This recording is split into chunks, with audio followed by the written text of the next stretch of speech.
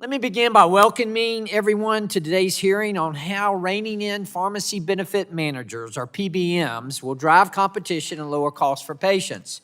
Before I dive into the policy, I want to take a moment to address the true reason why we're having this hearing today, and that is patients.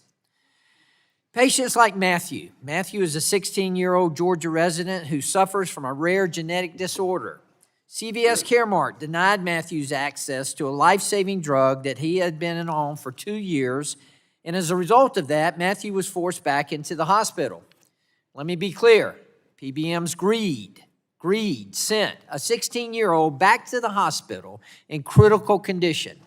While tragic, this story is far from unique. So how did we get here?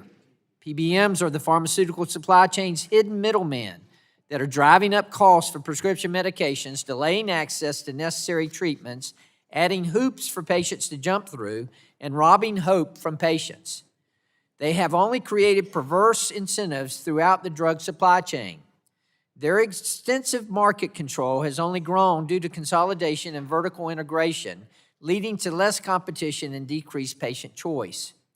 After nearly 2 decades of consolidation, the PBM industry is now dominated by 3 companies that control over 80% of the market.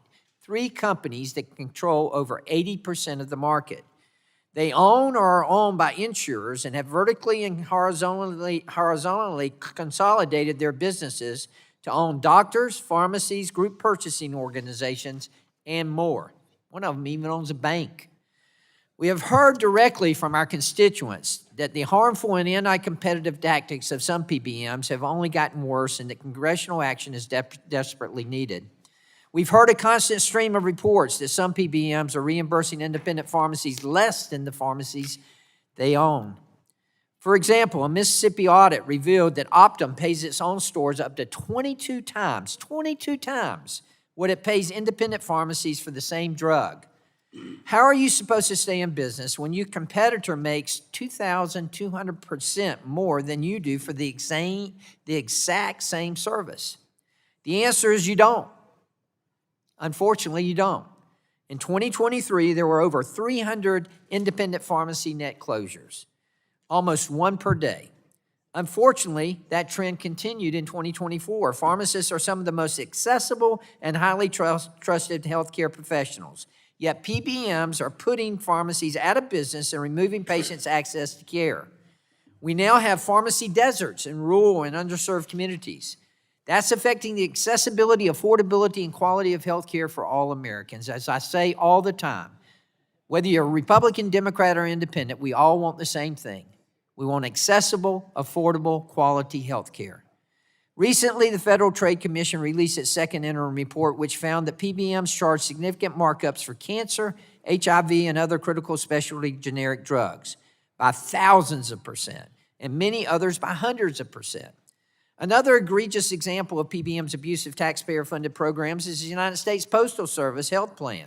In an audit released in March of 2024, the Inspector General of the U.S. Office of Personnel Management found that Express Scripts overcharged the health plan and the federal government nearly $45 million. $45 million. Thankfully, President Trump is committed to holding PBMs accountable. I commend him, and I look forward to working with this administration to drive solutions at lower costs for patients at the pharmacy counter. The House Energy and Commerce Committee has made common sense PBM reform policies a bipartisan process.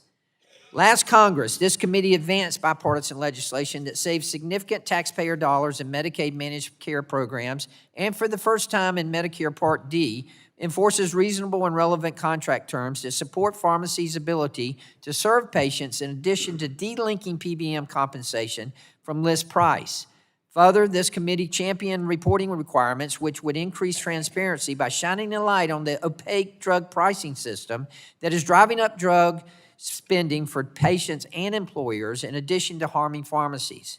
Americans deserve and expect protection from inflated prescription drug costs, forced pharmacy closures, and barriers to healthcare access. I look forward to working with my colleagues on both sides of the aisle to enact these meaningful PBM reforms for patients like Matthew who are suffering at the expense of PBM's abusive tactics.